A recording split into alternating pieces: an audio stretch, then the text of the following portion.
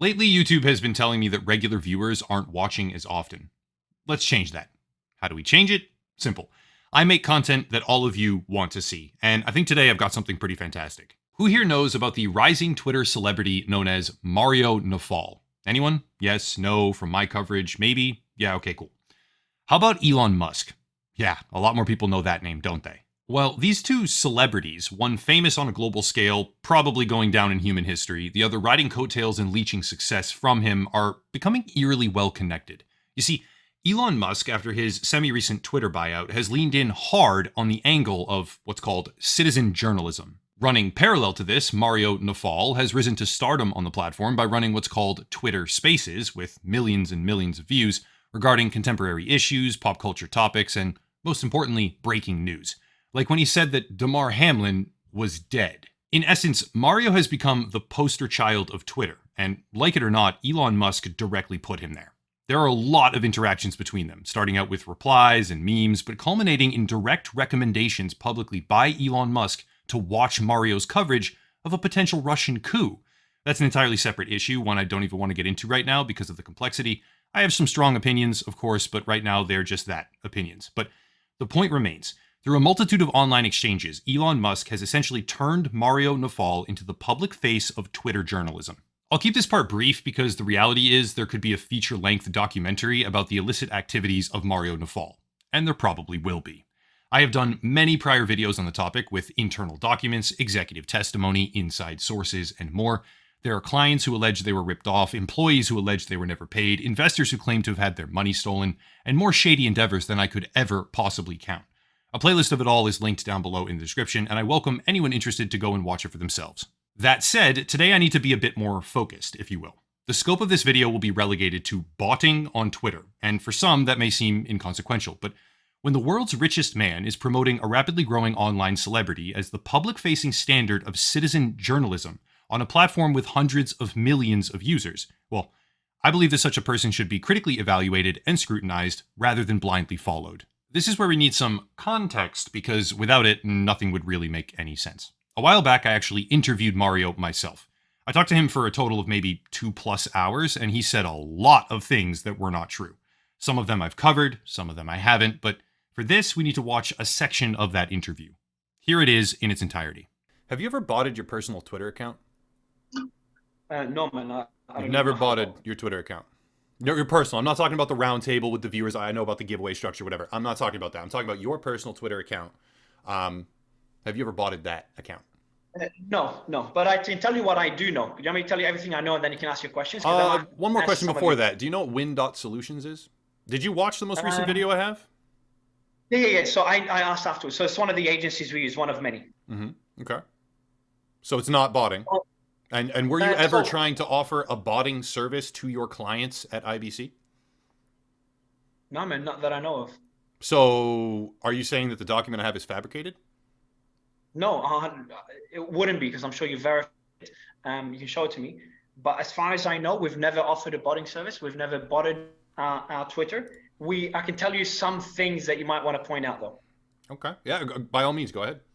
So in the early days of Twitter, I wouldn't be surprised if they tried. That's pre-Elon in the early days when I was a nobody. Like if you look at my tweets, I was a nobody. So there were agencies that would offer services, but they would never tell you that they're using botting services, and that's pre-Win in the early days. And yeah, so if they use botting services, maybe, and we stopped using agencies, it became a lot stricter when my account started gaining traction.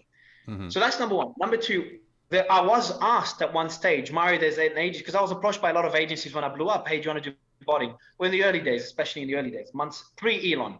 Yeah, so I said no. I've got messages to show you. I said, guys, no, it's short-term gain, long-term loss, or something along those lines, because I know accounts get easily suspended if they ever bot. For those keeping score at home, that's a 3-time denial in that one segment that he ever used bots on his Twitter accounts. Furthermore, he skirts the question and talks about agencies with no name, a bunch of them, by the way, but I'm happy to say I've got additional information direct from a now public source, the prior chief marketing officer for IBC Group, who was present in the logs at the time, which is, well, you can all judge it for yourselves. Oh, and in case it wasn't clear enough, here's another time that Mario decided to address botting allegations, and he even manages to bring his team into it, which I thought was incredibly relevant. Have a listen. When I was advertising the spaces, and even if you look at the threads and the comments, there's a lot of comments about pumping and dumping, scamming, rug pulls, bots. What would you like to respond to that? So this is, you asked me the first question in the interview, like Mario, I think, like, thank you for coming, on this side of the aisle and talking about these things to the NFT community. And my answer, like, the reason I told, like, are you worried? I'm like, I'm more relief. And like, this is what annoys me. Like, I don't mind criticism, but I'm like, all right, every person made those claims, including, I'm not going to name people, but including like some notable people that made those claims. I'm like, please give me one piece of evidence. Let's use the bots example. That's mental to me. It's mental. Even I'm like, when they started attacking me on stage, I went on stage once. I'm like, okay, maybe there is something. Let me check with my team. My team was asleep at the time. Like, Mario, like, this is stupid. They started messaging them. They told them, they would say in the space, Mario, we have evidence. I messaged them and I have messages and I can send you screenshots. My team, I messaged them personally. Can you please send us the evidence you mentioned in this space? Please send us the evidence, please. Any evidence you can send us. Zero, not one. Not one person out of everybody sent us one piece of evidence because it doesn't exist. That is very, very clear. Wow, Mario, my man. Let's dance. Keep one thing in mind as we continue right now. This is a chat room containing, at the time, Ibrahim Bob Wozni, current general manager of IBC Group, Romy Hamadeh, current head of the Twitter Roundtable, which is the largest Twitter spaces being run on the platform, Cone Schilder, prior CEO of IBC Group, Jared Wynn, the CEO and founder of a company called Win.Solutions, and Chris Nong, a marketing manager for the same company. Also, a complete transcript of the chat room is available down below in the description. I'll just be picking out some of the more notable items for today, quite a few of them. If you want all the surrounding context, feel free. You can check that out down below. Let's just remember, neither Mario nor his team have any knowledge, allegedly, of bot usage on Twitter. Let's kick it off. Here's where they agree to activate and test the Twitter bot service offered by Win.Solutions. In this one, Ibrahim Bob Wozni voices concern that he doesn't want to hurt Mario's account by using shadow banned profiles, Twitter profiles, to boost him. That's a little sus, but let's keep going. No time to get bogged down in the first few screenshots. Quote from Jared Wynn, "It's actually working really well on his account right now, and if you want peace of mind, you can look at my account, which we've guinea pigged for the last 2 years, and it's approximately 70 to 75% organic engagement now." End quote. Fantastic. So if it's 70% organic, what's that other 30? And interesting to note, before this evidence could even be released, before the video was actually finished, Jared Wynn made his account private and took down the entire website. Make of that what you will. Jared assures Bob that the accounts they use for boosting are not shadow banned, but let's get to the good stuff. Here's where Jared openly acknowledges that they are providing Mario inorganic traffic, commenting that they can subsequently turn it off and check how well the service is working. In his own words, they can see how much lift there has been by doing so. The CEO of IBC at the time, Cone Schilder, chimes in at this point, quote, "Yeah, I think we should continue as well. The risk is almost zero." End quote. After that, Romy says her piece and openly acknowledges that they would like to extend the service to their spaces. Also confirming, thank you, Romy, very kind, quote, "I manage the roundtable and Mario's brand." Excellent. From there, it gets pretty raw. Romy talks about testing the traffic on their Twitter spaces, saying that they are working on getting the network to join, and it would be amazing if they could crack it. And Jared replies that they are in the process of emulating requests as an iPhone. Basically, game the system so that they can trick Twitter itself. This one was interesting to me because Jared, CEO and founder of Win.Solutions, decided to just openly acknowledge that emulation has the same results as a shadow ban. Nice, dude. Still, this right here is legitimately my favorite part. Romy Hamadeh asks, point blank, "No bots, correct? 100% real accounts?" Yeah, Romy. Yep. 100% real, sure. Jared, of course, replies that they are real, but some are less quality than others. But that's where things really go off the rails. Jared later on says flat out in the open, quote, "Right now we are using a sample set of 200 accounts because we don't want to risk damage to our network of 2,000, but we can always build/activate another segment if this brings good value." End quote. Why in the clown-ass world of Mario Town would the provider of 100% real engagement be holding back his real network because he doesn't want to risk damage to it? And how is it then possible to build/activate another network of 100% real people? Riddle me this, Batman. This is where Real Traffic Romy just lost the plot entirely, saying, quote, "Yes, if this works, 2,000 joining us for the whole space could be sick and will drive more organic traffic as people will be more intrigued when they see a huge space," end quote. Yes, Romy, that's called botting your social media profile. But these are 100% real accounts, right? No bots? I think this is the time when they all just went totally mask off and started going at it without the prior sense of tiptoeing hesitation, if you will. Jared says that they have 250 accounts dedicated to this and that they are onboarding new ones to scale to 1,000. And then, quote, "We've tested up to an hour. It's tough to find a space that lasts that long, and putting them into a quiet space seems risky," end quote. What? These aren't bots, Romy, don't worry, but he's trying to put them in a space to test how long he can have them all sit there quietly, and it's risky to do it in a quiet one. What? Like I said, they stopped even trying at this point, as Jared says, quote, "We aren't sure of the long-term impacts this could have on account health, so we are using isolated accounts from our growth network to be on the safe side," end quote. Crypto celebrity entrepreneurial genius Mario Nawfal, poster child of citizen journalism on Twitter Spaces, according to Elon Musk, who is supposedly trying to shut down the Twitter bots, by the way, totally has an account that wasn't built on fake engagement. This is where big man Bob Wozni comes in, quote, "Curious question, how long does it take you to create, verify, and optimize an account?" End quote. I don't really have words here. I mean, it's like they knew later down the line that someone would look at this and they just wanted to spoon feed them all of the juicy details all at once. That is very self-explanatory. Maybe it feels odd because there are documents out there that seem to indicate IBC selling their own botting service to clients they allegedly ripped off. Jared replies again, just drops all pretense completely. Quote, "We can get through about 50 to 100 per day when we're creating an account for long-term health, i.e. we want them to last more than a week. This is a manual process where we warm the accounts, etc., and they are aged years 2010 to 2015.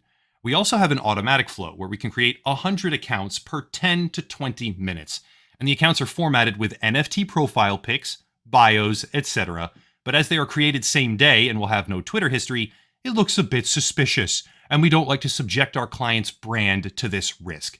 We will usually use these for DM/shill campaigns," end quote. Thanks, Jared. Rest in peace, Win.Solutions. Maybe it was smart you took the website offline. Anyway, he continues in response to Romy, "These are real accounts, right, Hamade?" asking if they would be able to scale the service to 3,000 or 4,000 profiles. Quote, "I think so. It's just a matter of getting that many accounts alive/running. Accounts aren't cheap, nor are proxies, etc. Each account we create with long-term quality costs us about $7 to $8, then $1 to $2 per month to maintain," end quote. As if we need any more, he then blatantly acknowledges that they buy the aged accounts and pay a premium to avoid scams, something I have firsthand knowledge of after a lengthy investigation into account reselling vendors and websites who sell compromised, that is, hacked Twitter accounts with stripped recovery email credentials. So let's add bulk buying of hacked social media profiles to the probable list of infractions here, but they also buy the phone numbers, create an email to associate, and then pair it to a machine with a unique proxy and browser fingerprint, which costs money for server allocation. But there's no bots, right, Mario? It goes on for a while. Jared says that on one occasion they were avoiding using spam accounts or freshly generated accounts because they don't want to cause any suspicion. He says they are filling up another space, filling it up with 100% real accounts though, right, Romy? And then just says the quiet part out loud. "We spend a lot of time making sure they all look unique/real, etc." End quote. There's some more, like discussing how to get them to send emojis or clap or, oh man, this is actually a really good one, or follow speakers in the space and retweet, etc., which creates the elaborate facade of authentic engagement for everyone now even associated with the roundtable, not just Mario himself, as the bots proliferate across this pathetic little circle jerk of a shit farm community. Ugh. After that, it got a little bit technical with some discussion about scaling. Another batch was on standby. Apparently, they repurposed it for that. Bob renamed the chat to Twitter Puppies Black Ops and turned on disappearing messages. And then, the icing on the cake, Ibrahim Wazni says, and I quote, Jared, I mean, this is big. Just, if nothing else in the video, pay attention to this. Quote, Jared, we will be promoting your service to all of our clients this week. We already have potential ones. Are you still open to help us close the first 2 clients so that the team understands the pitch? Cone Shielder will lead this with the sales team and onboarding the first few clients in the coming 10 days, end quote. There you have it. IBC pitching a Twitter botnet service while also botting the Roundtable, which is now the largest Twitter Spaces on the platform by far, promoted directly by Elon Musk himself, while he's supposedly at war with the spam bots, which means that the clients of IBC were being ripped off. Elon has been promoting a liar. The foundation of the largest Twitter talk show in the world is falsified, and I have the documents to prove it. Here's the bottom line. I salute Elon Musk's claimed endeavor to depose mainstream media with better, more efficient reporting. Honestly, mainstream news lately, for a lot of reasons, is really bad. I understand the impulse, I get that there's a demand, and I know that there might be a paradigm shift coming. However, Mario is not that. The spaces being run are a megaphone of rumors, assumptions, and sickeningly self-obsessed opinions. When all this news began to really hit the mainstream cycle, the original hosts of the Roundtable began to eat each other publicly. And I think the best way to describe this is to look back at the spaces being run about the lost Titanic submersible. Time for some personal opinions. These disgusting people were on stage in front of an enormous audience, an audience built on falsified metrics, fantasizing about the last breaths of the passengers, wondering how it smelled after 5 days of potentially terrified people living in their own waste, and doing all of it just for the clicks. It is impossible for me to describe or put into words just how pathetic and disgusting and failed Twitter's new form of news has become. And the world of citizen journalism on the platform is not revolutionary or deserving. It's a megaphone held right now by sleazy, idiotic con artists and self-obsessed narcissists. If Elon Musk really wants the platform to be credible in the slightest, if he truly wishes for citizen journalism to be a reputable new media phenomenon of sorts, this is probably the worst person, group, company, and method to achieve such a goal. The Roundtable is the biggest joke on Twitter. Elon Musk has now fostered one of the worst cesspools of modern media I've ever seen, and it's only getting worse. Sitting US politicians, billionaires, celebrities, and influencers all over the world have joined that space, thus fortifying its reach to an extreme that I didn't even think was really possible. And yet, here we are. All of this has been known, all of this has been discussed, but it never finds results because people are too stupid and numb to care that the intellectual drivel they are perpetuating on Twitter is toxic in every conceivable sense of the word. Still, all of that anger, all of those words are just my opinion. Mario has gone through a couple of different maneuvers over the span of these past few events, but here's the outline. He sent me a cease and desist letter and threatened me with legal action because I criticized his shady past. I told him to fuck himself. I said his lawyers deserved to be fired, and he fired them. After that, he came back with a brand new law firm to do and a new draft complaint. I told him to fuck himself, and he did. No lawsuit has as of yet been filed, and if one ever is, I am champing at the bit for an opportunity to add impact to my words with legal action in tow. I have law firms already prepared, specifically if anyone is curious, Platt, Chima, and Richmond. Documents are waiting to be signed, and I have perfected my ability to launch one of the hardest-hitting lawsuits you can possibly imagine, at least within my grasp, at the drop of a pin. Bring it on, Mario. I'll make you famous in a whole new type of way. Bonus points. Here's Mario Nawfal bragging in Elon Musk's direct messages about a $10 million private equity investment that he supposedly secured. Apparently, they really want him to ramp up the Roundtable. I wonder if they know the real history of that show. Actually, scratch that. I wonder if that was even real. Mario probably made that shit up. Just a couple days prior to that, he was telling an executive that he owed a substantial sum of money to that he can't pay. And for the cherry on top, here's Ibrahim Bob Wazni attempting to, in my opinion, from what I see written directly on screen right now, bribe that very same executive. If not bribery, then what? Entrapment?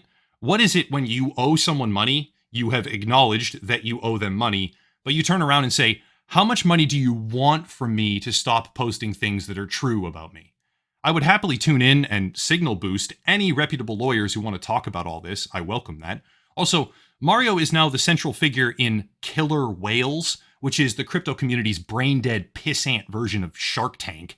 Lord have mercy on our collective souls. These people are an embarrassment to humanity. There's more coming out about all this soon, not even from just me. More people are on the story now, because Elon Musk kicked the hornet's nest by promoting the roundtable this heavily, and it might have been fine if the foundation of Twitter's largest talk show wasn't rotten to its very core. Still, in the end, that's the whole video. Let me know your thoughts down below. Also, a few ways to support. There is a comprehensive cybersecurity product list down below for people who want to harden their digital security. There's a locals, a Patreon, of course, and some more stuff as well. But I'll cut it there and stop rambling. As always, thank you all for watching. You never did bot your twit. Oh, just kidding, Mario. Have a nice night.